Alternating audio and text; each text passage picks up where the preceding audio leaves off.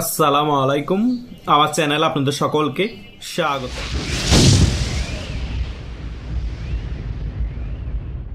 Doctor Yunus সরকার পতনের একেবারে দ্বার প্রান্তে দাঁড়িয়ে আছে।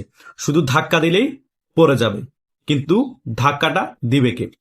এই বিএনপি ডক্টর ইউনূসকে এখন জোর করে টিকিয়ে রেখেছে। কেন টিকিয়ে রেখেছে? একমাত্র 12ই ফেব্রুয়ারি একটি নির্বাচন অনুষ্ঠিত করার জন্য। তা না হলে ডক্টর ইউনূসকে একটা ধাক্কা দেওয়ার সাথে সাথে ডক্টর ইউনূস সরকার পড়ে যাবে। তবুও কিন্তু আশঙ্কা আছে। ডক্টর ইউনূস সরকার এই 17 মাসে বাংলাদেশে যে পরিস্থিতি করেছে, রাজপথের মধ্যে লাখ লাখ মানুষ নেমে আসার আশঙ্কা রয়েছে। এখন প্রশ্ন করতে পারেন, কি এমন পরিস্থিতি তৈরি হয়েছে যে কোনো মুহূর্তে লক্ষ লক্ষ মানুষ রাজপথে নেমে আসার আশঙ্কা আছে? তার প্রথম কারণ হচ্ছে মানুষ এখন খেতে পারছে না, দ্রব্যমূল্যের দাম বেড়ে যাওয়ার কারণে। দ্বিতীয় কারণ হচ্ছে খাবে কি করে? খানা বাসায় নিয়ে গেল, টাকার কারণে গ্যাস কিনতে পারছে না, গ্যাসের এমন দাম। বাসার মধ্যে সকলের এখন পরিস্থিতি ভয়াবহ। শুধু তাই নয়, ইলেকট্রিসিটি এখন প্রত্যেকটা জায়গায় গেলে আর সহজে আসে না। ঢাকা সিটির মধ্যে এমন পরিস্থিতি, যার সাথে কথা হয় তারা বলে ভাইয়া কারেন্ট গেলে এখন 2-3 ঘন্টার আগে কারেন্ট আসে না। ঢাকা সিটির মধ্যে যদি এই পরিস্থিতি, সারা বাংলাদেশে কি অবস্থা? বাংলাদেশে এখন গ্যাস নাই, কারেন্ট নাই, বাংলাদেশে এখন দ্রব্যমূল্যের দাম বাড়তি, এবং বিভিন্ন জায়গায় গুম হত্যা চলছেই। কে কাকে কখন গুলি করে মেরে ফেলবে কারো জানা নিরাপত্তা নাই।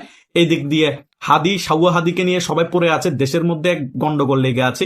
বিএনপি আছে, বিএনপিকে কিভাবে গুছিয়ে আনবে সাংগঠনিকভাবে সেই ব্যাপার নিয়ে। এইদিকে আওয়ামী লীগের কার্যক্রম নিষিদ্ধ করে রেখেছে। আওয়ামী লীগ কিভাবে রাজপথে ফিরে আসবে সেই ব্যাপার নিয়ে তারা তাদের কার্যক্রম চালাচ্ছে। মানে দেশের মধ্যে হযবরল অবস্থা। এই হযবরল অবস্থার মধ্যে ডক্টর ইউনূস একেবারে কোণঠাসা অবস্থায় আছে। যে কোনো মুহূর্তে ডক্টর ইউনূসের পতন হওয়ার সম্ভাবনা বেশি। শুধু ধাক্কা দেওয়া প্রয়োজন। ডক্টর ইউনূসকে এখন মূলত টিকিয়ে রেখেছে এই বিএনপি, জোর করে টিকিয়ে রেখেছে। কারণ জামাত ইসলামীও চাই ভিতরে ভিতরে এই নির্বাচন না হোক। জামাত ইসলামীও চাই একটি বিপ্লবী সরকার গঠন হোক। ডক্টর ইউনূস সরকার যদি পড়ে যায়, তখন বিএনপির কাছে আর কোনো অপশন থাকবে না। কারণ আওয়ামী লীগ তখন যদি রাজপথে ফিরে এসে রাজপথ দখল করে ফেলে, তাহলে শেখ হাসিনা বাংলাদেশে এসে আবার প্রধানমন্ত্রী হয়ে যাবে। তখন বিএনপিও বাধ্য হবে জামাত যেটা চাই, এনসিপি যেটা চাই সেটা করতে। তখন বিএনপিও বলবে হ্যাঁ, ডক্টর ইউনূস সরকারের পতন হয়ে গিয়েছে, তাহলে বিপ্লবী সরকার গঠন করো। তখন তারা এক পক্ষ হয়ে গিয়ে আওয়ামী লীগের সাথে কাউন্টার নিবে। এই পরিস্থিতি ঘটানোর জন্য চেষ্টা করছে জামাত ইসলাম। কিন্তু ডক্টর ইউনূস যদি পতন হয়ে যায়, লক্ষ লক্ষ মানুষ রাজপথে নামে, তারা যে বিপ্লবী সরকার গঠন করবে, বা ডক্টর ইউনূস পতন হলে তারা বিপ্লবী সরকার গঠন করে ক্ষমতা ভাগাভাগি করে আওয়ামী লীগকে কোণঠাসা করবে, জনগণকে দমিয়ে রাখবে, সম্ভব না। বাংলাদেশের মধ্যে শুধু আওয়ামী লীগের অ্যাক্টিভ কর্মী সমর্থক যদি রাজপথে নামে, তাদেরকে দমানো সম্ভব না। তার সাথে যদি জনগণ থাকে, সম্ভব না। তাই ডক্টর ইউনূস দেশের মধ্যে এখন যে পরিস্থিতি তৈরি করে রেখেছে, ডক্টর ইউনূসের এখন 1 সেকেন্ডেরও ভরসা নাই। নির্বাচনের আগে যে কোনো মুহূর্তে ডক্টর ইউনূস সরকার পড়ে যেতে পারে। আবার বিভিন্ন জায়গার মধ্যে বিভিন্ন আলোচনা হচ্ছে, কেয়ারটেকার সরকারও নাকি আসতে পারে। এই বিষয় নিয়ে অনেক ইউটিউবার আলোচনা করেছে। কেন আলোচনা করেছে? কারণ আমাদের যে সাবেক পররাষ্ট্রমন্ত্রী আছে আব্দুল মোমেন, তিনি নাকি একটা সাক্ষাৎকারে এই সকল বিষয় খোলাসা করেছে। কে হবে কেয়ারটেকার গভর্নমেন্টের প্রধান উপদেষ্টা, সেই ব্যাপারও নাকি আলোচনা করেছে। সেদিক দিয়েও কিন্তু ডক্টর ইউনূস চাপা আছে। একদিক দিয়ে কেয়ারটেকার সরকার গঠন হতে পারে ডক্টর ইউনূসের পতন হওয়ার পর, অন্যদিক দিয়ে লক্ষ লক্ষ মানুষ রাজপথে নেমে ডক্টর ইউনূসের পতন করতে পারে। আর সেটা যদি হয়, শেখ হাসিনা বাংলাদেশে চলে আসা সময়ের ব্যাপার, এবং আওয়ামী লীগের কর্মীরা পাগল পাগল হয়ে রাজপথে নামবে, জনগণ পাগল পাগল হয়ে রাজপথে নামবে, এবং শেখ হাসিনা আবারও বাংলাদেশের প্রধানমন্ত্রী হবে। এখন অনেকেই বলতে পারেন এই ব্যাপারগুলো আকাশ কুসুম চিন্তা ভাবনা। আরে ভাই, রাজনীতিতে শেষ বলতে কিছু নাই। একদিনের ব্যবধানে, 1 ঘন্টার ব্যবধানে শুধু বাংলাদেশে না, পৃথিবীর রাজনীতির অনেক কিছু পরিবর্তন হয়ে যেতে পারে। এটা তো বাংলাদেশ, একটা ছোট্ট একটা দেশ, এখানে যে কোনো কিছু পরিবর্তন হতে পারে। আমরা 2 বছর আগেও চিন্তা করি নেই বিএনপি এত ভালো অবস্থানে আসবে, তারেক জিয়া বাংলাদেশে আসবে, এবং জামাত ইসলামের এই স্ট্রং অবস্থা হবে। শেখ হাসিনা সরকারের পতনের 1 সপ্তাহ আগে আপনারা চিন্তা করেছেন? করেন নাই। 1 দিন আগেও চিন্তা করেছেন? করেন নাই। কিন্তু রাজনীতি এমন এক জিনিস, 1 ঘন্টার ব্যবধানে, 1 দিনের ব্যবধানে সকল কিছু পরিবর্তন হয়ে যায়। হয়েছে তো। সেম ভাবে এখনো যদি 1 দিনের ব্যবধানে, 1 ঘন্টার ব্যবধানে একটা ডিসিশনের কারণে যদি বাংলাদেশের রাজনীতি আবার পরিবর্তন হয়ে যায়, আপনারা কি অবাক হবেন? অবাক হওয়ার কথা না। এটাকে আকাশ কুসুম চিন্তা ভাবনা না, আকাশ কুসুম চিন্তা ভাবনা। যে কোনো কিছু বাংলাদেশে এখন হতে পারে। কারণ বিশ্বের অবস্থা দেখেন, প্রত্যেকটা দেশের মধ্যে গোলযোগ লেগে আছে। আমেরিকার প্রেসিডেন্ট ডোনাল্ড ট্রাম্প পাগল হয়ে গিয়েছে, উল্টাপাল্টা ডিসিশন নিচ্ছে। এই আমেরিকার ডোনাল্ড ট্রাম্পের উপরও বিশ্বের অনেক দেশ খেপা। তাই বাংলাদেশে আমেরিকার সমর্থিত যে সরকার আছে তার উপরও খেপা, এবং পরবর্তীতে পাতানো নির্বাচনের ফলে যে সরকার আসবে তার উপরও আমেরিকার অ্যান্টি দেশগুলো খেপা থাকবে। তাই ওই রেজিমকে বেশি দিন টিকতে দিবে না। তাই আওয়ামী লীগ যে ফিরে আসবে সেটা অনিবার্য, শেখ হাসিনা যে বাংলাদেশে ফিরে আসবে সেটাও অনিবার্য, এবং আওয়ামী লীগ যাবার ক্ষমতায় আসবে সেটাও 100% শিওর।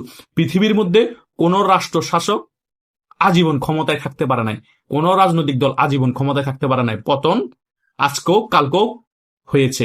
শেখ হাসিনার শাসনামল যারা আওয়ামী লীগের নেতা ছিল তারা মনে করেছে আওয়ামী লীগ আজীবন ক্ষমতায় থাকবে, তারা যা ইচ্ছা তা করেছে, কর্মীদেরকে মূল্যায়ন করে নাই। পরবর্তীতে 16 বছর পর হলো আওয়ামী লীগের পতন হয়েছে। তো তাই এখনো যারা বিএনপির নেতাকর্মী আছে, জামাতের নেতাকর্মী আছে, তারা যদি মনে করে থাকে তাদেরও কখনো পতন হবে না, যা ইচ্ছা তা করে যাচ্ছে, করেই যাবো, আওয়ামী লীগের কার্যক্রম নিষিদ্ধ আছে থাকবে, আওয়ামী লীগের উপর স্টিমুলার চালাবো, আওয়ামী লীগকে কোণঠাসা করে রাখবো, এটা সম্পূর্ণরূপে তাদের ভুল ধারণা। তাদেরও পতন হবে, সেটা হয়তো বা একদিন আগে বা একদিন পরে। 100% পতন অনিবার্য, কারণ এটা ইতিহাস বলে। তাই ডক্টর ইউনূসের যে এখন অবস্থা আছে খুবই ভয়াবহ। হয়তোবা মেইন স্ট্রিম মিডিয়ার মধ্যে অনেক কিছু প্রচার করা হচ্ছে না, কারণ হাহাকার চলতেছে। মানুষ আওয়ামী লীগের শাসনামলের সাথে ডক্টর ইউনূসের শাসনামল কম্পেয়ার করছে। ডক্টর ইউনূসের শাসনামলে গ্যাস এখন 3000 টাকার কাছাকাছি, আর আওয়ামী লীগ সরকারের আমলে 1000 থেকে 1200 টাকা পাওয়া যেত।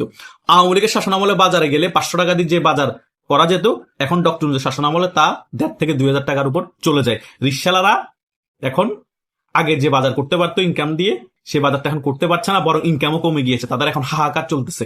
তৃণমূল লেভেলের লোকেরা খুবই কষ্টে আছে, তারাই এখন আওয়ামী লীগকে ফিরিয়ে আনার জন্য পাগল পাগল হয়ে গিয়েছে। তারাই সবার আগে বুক পেতে দিবে আওয়ামী লীগ সরকারকে ফিরিয়ে আনার জন্য যদি রাজপথে নামে।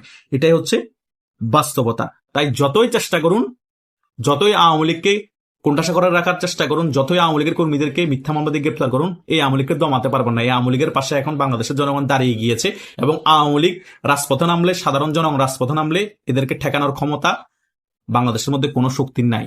এটা হচ্ছে বাস্তবতা। তাই নির্বাচনের আগের সময়ে বাংলাদেশে কি হয় সেটা দেখার বিষয় আছে, এবং যেটাই হবে খুবই ভয়াবহ হবে।